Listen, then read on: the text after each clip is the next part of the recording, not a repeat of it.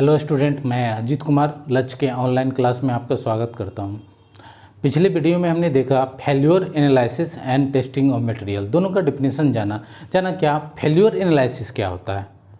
That means अगर कोई भी मशीन या मशीन पार्ट्स या कंपोनेंट अगर मैन्युफैक्चर किया गया है और कुछ समय के बाद वो फेल्योर हो गया, ठीक है, यानी वो फ्रैक्चर कर गया या उसमें कुछ प्रॉब्लम आ गया, तो उसके बारे में जो एनालिसिस किया गया, क्या वजह रहे, बेसिक रूट्स वजह क्या रहा जिसके कारण जो है वो फेल्योर हुआ, ठीक है, तो उसके बारे में जाने हम। फिर देखें क्या टेस्टिंग ऑफ मटेरियल, मतलब फेल्योर, ये सारे चीज़ें पता होने के बाद यानी क्या था कि टेस्टिंग ऑफ मटेरियल जब मैन्युफैक्चरिंग हो रही थी तो क्या मैकेनिकल प्रॉपर्टीज़ था, क्या फिजिकल प्रॉपर्टीज़ था, क्या कंपोजिशन था इसका, ये सारे चीज़ जो है अब फेल्योर ना हो उसके कारण जो है वो सारी चीज़ें को देखकर फिर से जो है बनाने का, यानी क्या फिर से नए मटेरियल को सारे एग्जैक्ट कंपोजिशन जिससे जो है वो फेल्योर नहीं हो, उसी को क्या कहेंगे, टेस्टिंग ऑफ मटेरियल।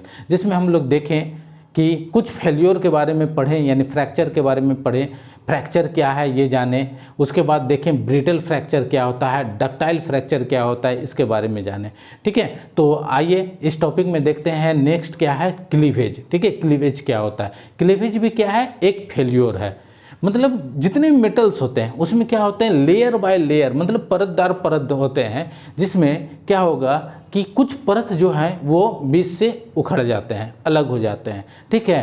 तो वो किसी भी डायरेक्शन में हो सकता है, ठीक है, एक्स वाई जेड 3 डायरेक्शन तो ऐसे हुए। या अगर देखा जाए, अगर एक क्यूबिकल ब्लॉक है तो इसमें 6 डायरेक्शन होंगे, 4 साइड के और एक ऊपर नीचे, तो यानी किसी भी डायरेक्शन से क्या हो सकता है, वो उसका परत जो है उखड़ सकता है, ठीक है। कुछ एंगुलर साइज पर धीरे धीरे निकलेंगे, ठीक है, तो इसी को हम लोग क्या कहेंगे कि क्लीवेज कहेंगे, ठीक है। तो देखते हैं क्लीवेज क्या है डिफिनेशन में।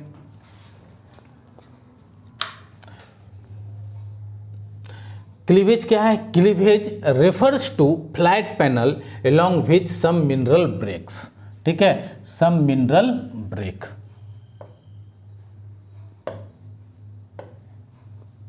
ठीक है। मतलब क्या, some mineral break, इसका अर्थ हुआ कि मान लिया जाए कोई मटेरियल है, ठीक, इसमें जो है परतदार, ये क्या होगा, अगर परत वाइज परत क्या होगा, लेयर बाय लेयर क्या होगा, इसमें इस तरह से होगा। अगर कोई लेयर यहाँ से अगर फ्रैक्चर कर रहा है, ठीक है, दैट मीन्स क्या होगा, धीरे धीरे इस तरह से फ्रैक्चर करेगा, ठीक है, इस तरह से क्या होगा,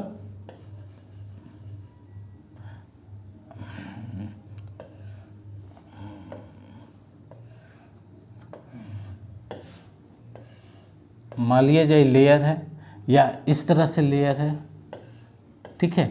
अगर कोई फ्रैक्चर करेगा तो क्या, अगर यहाँ से ये फ्रैक्चर करना होगा तो धीरे धीरे इस शेप में क्या होगा, फ्रैक्चर करेगा। ये कुछ एंगल्स बनाएंगे फ्रैक्चर के साथ। यानी क्या हो सकता है, अगर एक क्यूबिकल ब्लॉक है, अगर हमारा ये क्यूबिकल ब्लॉक है, ठीक है, तो फ्रैक्चर क्या होगा, किसी भी डायरेक्शन में हो सकता है।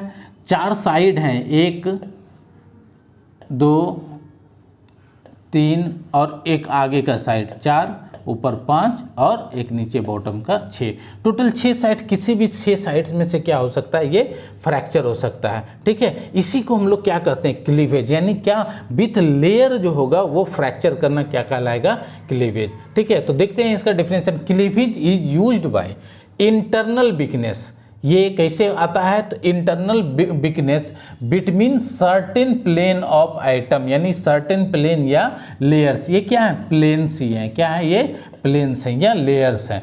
क्लीवेज में भी 1 2 3 और 6 डायरेक्शन, मतलब क्या हो गया, किसी भी डायरेक्शन, अगर क्यूबिकल पार्ट है तो क्या होगा, 4 साइड, एक बॉटम एक टॉप, यानी 6 साइड, यानी किसी भी डायरेक्शन से हो सकता है क्या, वो फ्रैक्चर हो सकता है। The angle between cleavage planes vary with different mineral, यानी क्या होगा, एंगल, मतलब ये जो हम लोग एंगल बताएं, यहाँ से फ्रैक्चर करेगा, ठीक है। अगर कोई पार्ट है, अगर ये यहाँ से फ्रैक्चर कर रहा है तो ये इस तरह से कुछ एंगल बनाएगा, तो ये एंगल जो होगा, फ्रैक्चर का एंगल क्या होगा, वो मिनरल्स पर डिपेंड करेगा, मटेरियल्स पर डिपेंड करेगा, and can be use to identify minerals, ठीक है। फिर क्या करेंगे, इससे हम लोग उस मिनरल को आइडेंटिफाई कर सकते हैं जिसमें हम लोग ये क्लीवेज इस तरह का देखे हैं। ठीक है,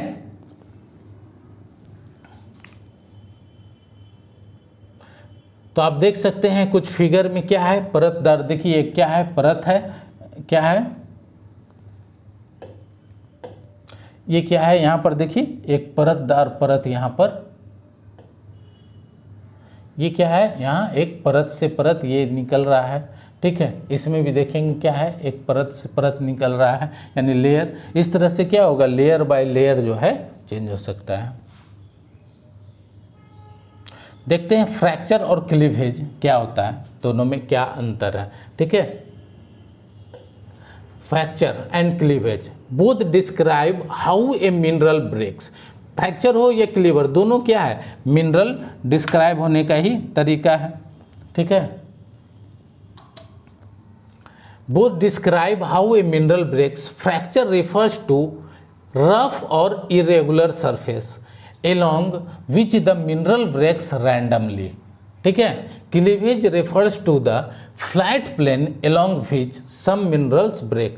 कह रहा फ्रैक्चर क्या होगा, वो क्या होगा कि सबसे पहले क्या होगा, अगर फ्रैक्चर करना हो, लोड लगाएंगे कुछ फ्रैक्चर के कारण, तो धीरे धीरे क्या होगा, शेप चेंज होगा। ठीक है, फिर नेकिंग पोजीशन आएगा और वहाँ से क्या हो जाएगा, फ्रैक्चर हो जाएगा। यानी जो टूटेगा वो क्या होगा, इरेगुलर सरफेस में टूटेगा। ठीक है, अब क्लीवेज क्या होगा, एक फ्लैट, यानी लेयर वाइज लेयर जो होगा वो अलग होगा। ठीक है, देखते हैं नॉच सेंसिटिविटी क्या होता है। Notch sensitivity, notch sensitivity is the sensitivity of material to the developing notches under cyclic or fluctuating loading due to the stress concentration, geometric discontinuity, and it's also depend on the hardness of surface और material। ठीक है, notch sensitivity क्या होता है,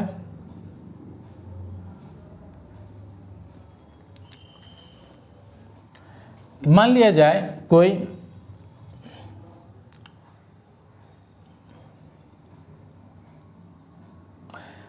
material है, उस पर जो लोड लग रहा है, उस पर जो लोड लग रहा है वो क्या है, लोड वायरी कर रहा है, क्या है, फ्लक्चुएटिंग लोड है, मतलब लोड घट भी रहा है, बढ़ रहा है। ठीक है, फ्लक्चुएटिंग लोड है, या एक ही तरह का लोड बार बार लग रहा है, जिसके कारण जो फ्रैक्चर होगा, जिसके कारण जो फ्रैक्चर होगा उसको कहेंगे हम लोग नॉच सेंसिटिविटी। ठीक है, नॉच सेंसिटिविटी कहेंगे। ठीक है, नॉच सेंसिटिविटी, कुछ फॉर्मूले लिखे हुए हैं जो फिलहाल आपके यूज का तो नहीं है। ठीक है, तो देखते हैं फैटिक फेल्योर क्या होता है। फैटिक फेल्योर, ठीक है, फैटिक फेल्योर, फैटिक फेल्योर मतलब साइक्लिक लोड के कारण जो फ्रैक्चर होगा। साइक्लिक लोड का होगा, जैसे मान लिया जाए हम लोग एक रिंच लेते हैं। ठीक है, एक रिंच लेते हैं,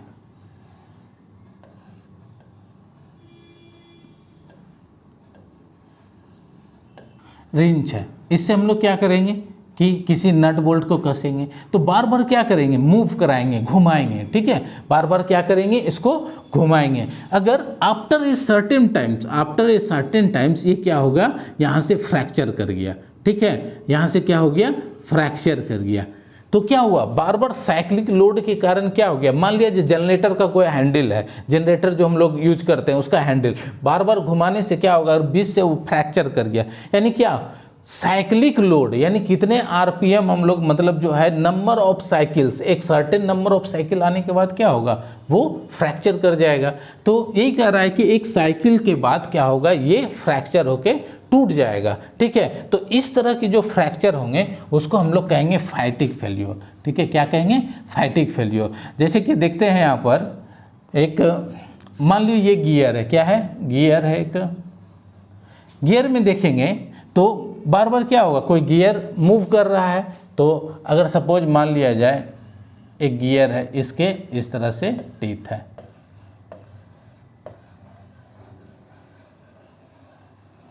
ठीक है, इसमें एक और गियर डाला हुआ है और इसमें भी क्या है, टीथ लगे हुए हैं। और ये क्या होगा, कंटिन्यूसली क्या होगा, घूमेगा, मूव करेगा, रोटेट करेगा। आफ्टर ए सर्टेन आरपीएम क्या होगा, इसका टीथ क्या हो सकता है, टूट सकता है। ठीक है, यानी क्या, एक साइक्लिक लोड, ये क्या है, साइक्लिक मतलब साइक्लिक क्या होता है कि रिपीटेशन, अपने ही प्रोसेस को बार बार रिपीट करना। तो देखिए क्या है, यहाँ से एक टीथ क्या है, यहाँ से फ्रैक्चर कर गया है। ठीक है, तो इस तरह के फ्रैक्चर को हम लोग कहेंगे फैटिग फ्रैक्चर। ठीक है, इस तरह के फ्रैक्चर को क्या कहेंगे, फैटिग फ्रैक्चर। तो देखते हैं फैटिग फ्रैक्चर क्या है। Fatigue fracture is the formation and propagation of cracks due to repetitive मतलब बार बार रिपीट करने वाला और साइक्लिक लोड। यानी क्या होगा, रिपीटेटिव या साइक्लिक लोड दोनों एक ही है। Most fatigue failures are caused by cyclic loads significantly below the load that would result in yielding of the material. मतलब क्या हो गया कि यील्ड पॉइंट तक मटेरियल जो है वो चलेगा और इसके बाद क्या हो गया, ये फ्रैक्चर हो जाएगा। ठीक है, तो कुछ और एग्जांपल देखते हैं इसका फैटिग फेल्योर का। अगर देखेंगे फैटिग फेल्योर, तो जैसे क्रैक्स इन बाइसिकल फ्रेम, क्या होगा, बार बार क्या होगा, लोड पड़ने से, एक साइक्लिक लोड पड़ने से क्या होगा, ठीक है, वो टूट जाएगा। जैसे ये देखिए पैडल है, ठीक है, ये क्या है, पैडल, ये क्या है, लोड पड़ने से क्या होगा, पैडल टूट रहा है। ठीक है, हेलिकल गियर, गियर का क्या होगा, टीथ टूटा हुआ है। ठीक है, स्प्रिंग बार बार क्या होगा, ऊपर नीचे होने से क्या होगा, धीरे धीरे साइक्लिक लोड पड़ने से ये फ्रैक्चर हो गया। ठीक है, स्टीयरिंग रैम जिससे हम लोग नट बोल्ट कसते हैं, सब क्या, ये क्या, बार बार एक साइक्लिक लोड, रिपीट लोड देने से क्या होगा, ये आपको फ्रैक्चर हो जाएगा। ठीक है, उसका कुछ ग्राफ है, हम लोग देखेंगे। तो ग्राफ में अगर देखेंगे तो क्या होगा कि मान लिया जाए स्ट्रेस, यानी क्या हो गया, लोड, इसको क्या कहेंगे, लोड। लोड अगर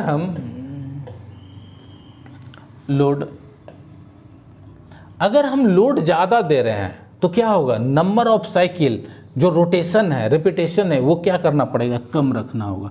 डैट मीन्स देखिए कितना है, 10,000। अगर हम 30 किलो न्यूटन मेगा न्यूटन का अगर लोड दे रहे हैं, ठीक है, स्ट्रेस दे रहे हैं, तो नंबर ऑफ साइकिल क्या होगा, कम होगा, तब क्या होगा, वो फ्रैक्चर नहीं होगा। फिर अगर जैसे जैसे हम रोटेशन बढ़ा रहे हैं, ठीक है, यानी क्या हो गया, 1 लाख पहुंच गया, तो नंबर ऑफ साइकिल अगर पहुंचा रहे हैं, नंबर ऑफ साइकिल बढ़ा रहे हैं, तो क्या करना होगा, लोड को घटाना होगा। तो देखिए लोड कहाँ पर आ गया, घट के 27 से लेकर कहाँ आ गया, 15 पर आ गया।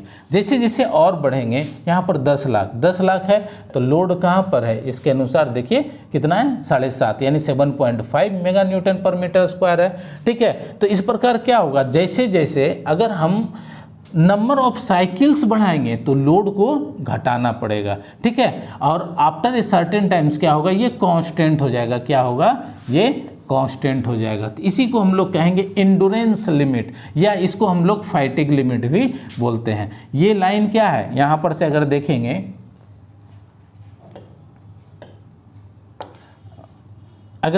ये लाइन, तो यहाँ से देखिए ये लाइन, ये क्या है, अब कांस्टेंट हो गया, ये लाइन क्या है, कांस्टेंट हो गया। तो इस लाइन को हम लोग फैटिग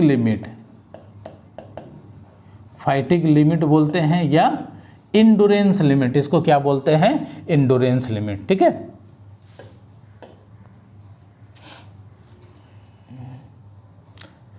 ये जो तो कर्व था एसएन कर्व, एस से क्या हो गया हमारा, एस हो गया स्ट्रेस, एस से हो गया क्या, स्ट्रेस, और एन हो गया नंबर ऑफ रोटेशन, एन क्या हो गया, number of cycle,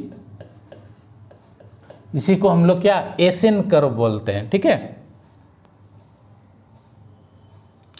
next topic है एंडोरेंस लिमिट। जैसा अभी जस्ट हम लोग पढ़े, एंडोरेंस लिमिट क्या होता है। ठीक है, एंडोरेंस लिमिट क्या होता है कि एक अगर कोई साइक्लिक लोड लगा रहे हैं, ठीक है, साइक्लिक लोड लगा रहे हैं और साइकिल बढ़ने के साथ साथ लोड भी बढ़ा रहे हैं, तो एक ऐसा सिचुएशन आएगा, मान लिया जाए कि 25 किलो न्यूटन पर मीटर स्क्वायर लोड लगा रहे थे। ठीक है, 100 नंबर ऑफ साइकिल पर ये फ्रैक्चर नहीं हुआ, 1000 लगाएं तो भी फ्रैक्चर नहीं हुआ, 1 लाख लगाएं तो भी फ्रैक्चर नहीं हुआ, लेकिन 1,10,000 लगाएं तो क्या हो गया, फ्रैक्चर हो गया। ठीक है, तो यानी 1,10,000 से जस्ट पहले वाला लिमिट जहाँ पर वो फ्रैक्चर नहीं हुआ था उसी को हम लोग क्या कहेंगे, इंड्योरेंस लिमिट। ठीक है, यानी अगर मान लिया जाए कि 1 लाख पर वो फ्रैक्चर नहीं हुआ था तो 1 लाख यहाँ पर क्या हो जाएगा, इंड्योरेंस लिमिट हो जाएगा। मतलब ठीक है, 1 लाख से अगर 1100 आरपीएम डाले तो ये नंबर ऑफ साइकिल्स डालें 11 लाख, 1,10,000 तो क्या हो गया, वो फ्रैक्चर हो गया। ठीक है, तो यहाँ पर इंड्योरेंस लिमिट क्या होगा, तो 1 लाख हो जाएगा इंड्योरेंस लिमिट। ठीक है, तो देखते हैं क्या है। तो endurance limit also known as fatigue limit को क्या कहते हैं, फैटिग लिमिट भी कहते हैं, of material represent the point in a materials tested in which the test specimen complete all the requirement of the test without any occurrence of failure। यानी क्या हो गया, without failure, without any occurrence of failure क्या हो गया कि ये जहाँ तक जो है कुछ एक सर्टेन लोड को नंबर ऑफ साइकिल्स पर जो है इसको सस्टेन कर पा रहा है उसको क्या कहेंगे, endurance limit। endurance limit is the maximum value of the complementary reverse strength for which a specimen can sustain for infinite number of cycle without any fatigue failure। टूटने से जस्ट पहले तक जितने साइकिल को एक लोड के साथ वो सस्टेन कर पा रहा है इसी को क्या कहेंगे हम लोग, endurance limit। ठीक है, एसएन कर्व देखते हैं फैटिग लिमिट के। सिमिलरली क्या था, यही फैटिग लिमिट था, आपको एक लोड दिया गया था, वहाँ पर कितना था लोड था आपको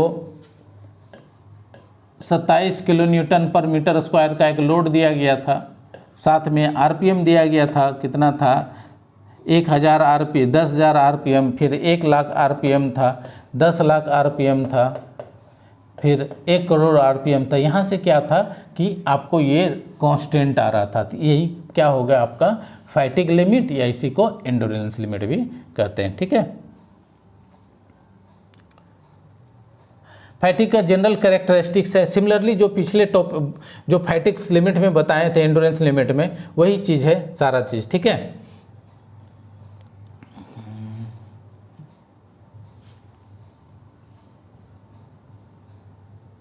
फैक्टर में अफेक्ट द फैटिग लाइफ, क्या क्या फैक्टर्स हो सकते हैं फैटिग लाइफ को, मतलब कि जो हमारा नंबर ऑफ लोड के साथ नंबर ऑफ रोटेशन या नंबर ऑफ साइकिल्स है उसके कारण जो फ्रैक्चर होगा, तो फ्रैक्चर को कौन कौन सा इफेक्ट के कारण जो है जल्दी फ्रैक्चर होगा या उसको हम कैसे बचा सकते हैं। तो सबसे पहला तो मटेरियल डिफेक्ट, अगर मटेरियल डिफेक्ट रहेगा तो क्या होगा कि फ्रैक्चर होने का संभावना बहुत ज़्यादा है, नंबर कम रोटेशन पर भी क्या होगा फ्रैक्चर हो जाएगा। Surface roughness and surface treatment, ठीक है, सरफेस रफनेस अगर रहा या सरफेस का ट्रीटमेंट नहीं हुआ होगा तो क्या होगा, ये फ्रैक्चर कर सकता है।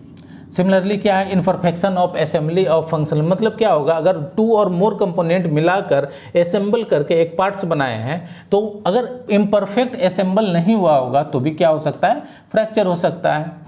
रिक्वायरमेंट इन डिजाइन, अगर डिजाइन जो होगा वो कॉम्प्लिकेटेड होगा तो भी फ्रैक्चर होने के बहुत ज़्यादा चांस है। साइज, ठीक है, साइज अगर देखा जाए तो साइज अगर छोटा साइज है, ठीक है, तो फ्रैक्चर होने का ज़्यादा चांस रहेगा। लोडिंग टाइप्स, किस तरह का लोडिंग दिया जा रहा है, ठीक है, अगर लोडिंग जो है वैरी कर रहा होगा तो भी क्या होगा कि फ्रैक्चर होने के चांस है। हर्श इन्वायरमेंट, मतलब इन्वायरमेंट यानी अच्छा इन्वायरमेंट पर भी ये डिपेंड करेगा। अगर टेम्परेचर ज़्यादा है जिस इन्वायरमेंट में तो वहाँ फ्रैक्चर होने के चांसेस ज़्यादा रहेंगे। डैमेज इन सर्विसेज, ठीक है, यानी सर्विस ले जाने में या यहाँ से ट्रांसपोर्टिंग में भी क्या हो सकता है, डैमेज हो सकता है। ठीक है, poor maintenance and improper repair, अगर मेंटेनेंस सही से नहीं किया गया है तो क्या होगा कि ये फ्रैक्चर कर सकता है अगर समय समय पर रिपेयर नहीं किया गया है तो।